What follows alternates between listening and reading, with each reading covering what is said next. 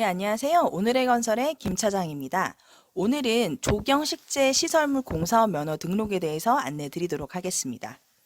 자, 많은 분들이 이미 알고 계신다고 생각이 드는데요. 2022년부터는 조경식재 시설물 공사업이라는 면허로 명칭이 바뀌었어요.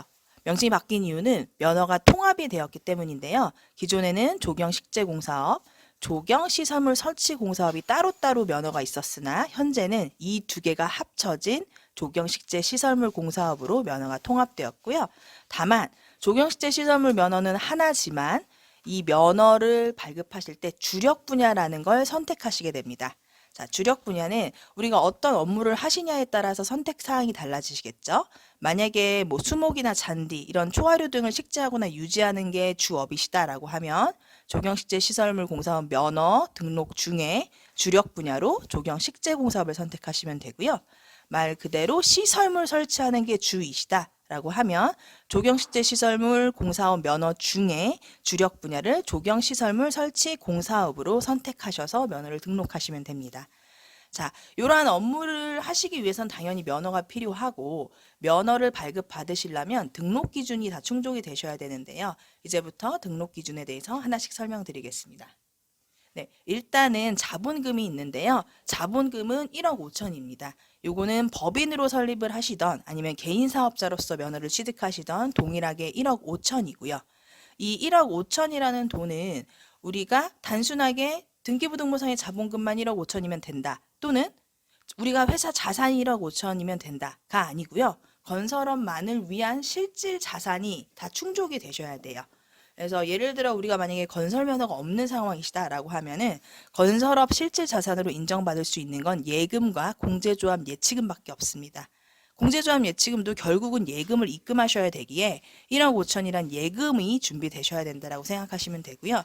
기존에 다른 건설 면허가 있다면 그 재무제표에 있는 자산과 부채를 평가해서 실질 자본금이 얼마인지를 계산 받으셔야 됩니다. 그래서 이렇게 계산을 해서 건설업을 위한 실질 자본금이 1억 5천이 있다면 요건 자본금이 충족된 거고요. 다만 이렇게 1억 5천이 있는지를 확인을 해야 되잖아요.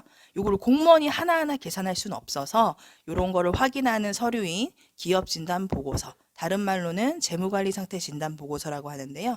요 보고서를 별도로 발급받아서 면허 접수 시 제출하셔야 됩니다.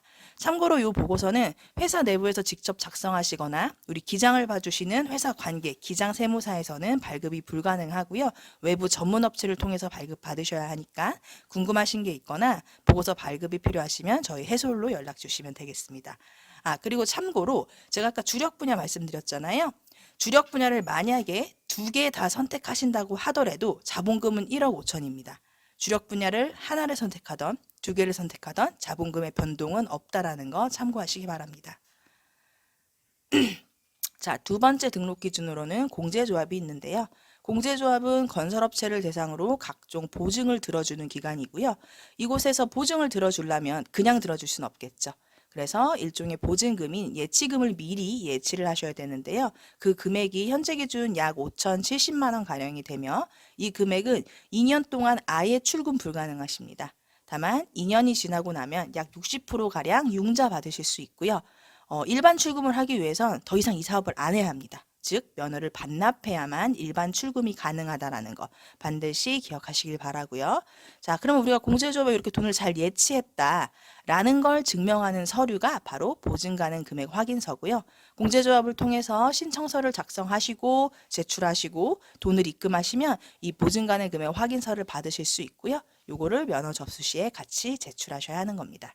이것도 마찬가지로 우리가 주력 분야를 두 개를 선택하시던 하나를 선택하시던 입금하시는 금액은 약 5,070만 원 동일하다는 거 같이 기억해 주시면 되겠습니다. 자, 세 번째 등록 기준으로는요. 기술자가 있는데요. 기술자 같은 경우가 제가 계속 지금 말씀드렸던 게 주력을 하나를 하던 두 개를 하던 동일합니다 얘기 드렸잖아요. 다만 이 기술자 부분은 달라지게 됩니다. 자, 조경식재공사업을 주력으로 하신다면 조경식재에 해당되는 자격증 있는 분 두 분이 필요하신 거고 조경시설물 또한 시설물에 해당되는 자격증 있는 분 두 분이 필요하십니다. 그래서 주력 분야를 하나만 선택하신다면 두 명만 있으시면 되겠죠. 만약에 내가 식재공사업과 시설물 설치공사업을 두 개 다 한꺼번에 내실 거다라고 하면은 기술자가 두 분이 아닌 총 세 분이 있으셔야 됩니다. 근데 이 세 분이라는 부분도 한 분은 조경 식재공사업에 해당되는 자격증, 한 분은 조경 시설물에 해당되는 자격증, 그리고 나머지 한 분이 갖고 있는 자격증이 조경 식재와 시설물에 모두 중복으로 해당되는 자격증이어야만 세 분이 되시는 거고요. 그렇지 않으면 두 분, 네 분이 있으셔야 합니다. 그리고 우리 기술자는 가장 중요한 게 우리 면허를 취득하고자 하는 회사에서만 근무하시는 분이셔야 돼요. 상시근로가 원칙이기 때문에 다른 회사에 이중으로 취업되어 있거나 별도의 개인 사업자를 운영하셔도 안 되고요. 당연히 다른 법인을 운영하셔도 안 됩니다. 그러시기 때문에 반드시 우리 회사에만 4대 보험이 잘 등록되어 있고 소속되어 있는지 반드시 확인하셔야 합니다. 자, 마지막 등록 기준으로 사무실이 있는데요. 사무실이 사실 요즘에 뜨거운 감자입니다. 예전 같은 경우에는 지식산업센터나 창고, 공장 등 사무실로 인정해주는 건축법상 용도가 다소 넓은 편이었는데요. 근래 들어서는 관청마다 차이도 너무 많고요.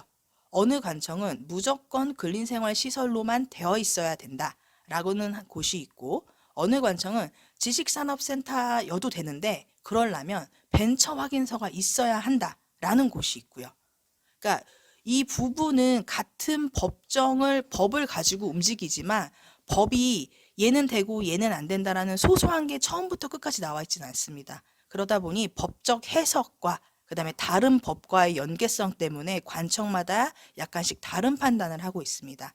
그래서 만약에 우리 사무실이 건축물 대장 띄었는데 용도가 근린생활시설 또는 사무실 이 두 개가 아닌 다른 용도로 있다면 무조건 관청을 통해서 확인을 반드시 하셔야 합니다. 그리고 사무실은 당연히 사무를 보실 수 있어야 되기 때문에 뭐 책상, 컴퓨터, 전화 등 사무기기들을 모두 준비하신 후에 이를 사진을 찍어서 제출을 하셔야 하고, 상황에 따라서 주무관이 직접 사무실로 실사를 나와서 사무실이 문제가 없는지도 확인을 하시고 가게 됩니다. 자, 제가 지금까지 등록기준 4가지에 대해서 말씀드렸는데요. 이 등록기준 4가지가 모두 충족되었다는 서류를 다 작성하시고 발급 받으신 후에 지역 내에 있는 시청, 군청 또는 구청에다가 접수를 하시게 되고요. 접수 후에 공무원이 이제 처리해주는 기간이 영업일 기준 20일입니다. 이제 보통은 2, 3주 안에 면허가 나오기는 하는데요. 관청에 따라 이것 또한 다를 수 있으니까요. 좀 여유롭게 시간을 갖고 움직이시는 것을 추천드립니다. 네, 저희 해솔 C&I 같은 경우에는 이러한 건설 면허를 받는 데 있어서 법인을 설립하는 것부터 증자, 재무관리 상태 진단 보고서 발급, 그리고 공제조합과 관청의 서류 검토 및 작성, 심지어 접수까지 저희와 함께 하실 수 있고요. 논스톱으로 면허를 따실 수 있으니까 궁금한 사항이 있으면 언제든지 연락 주시길 바랍니다. 네, 이상 오늘의 건설의 김 차장이었습니다.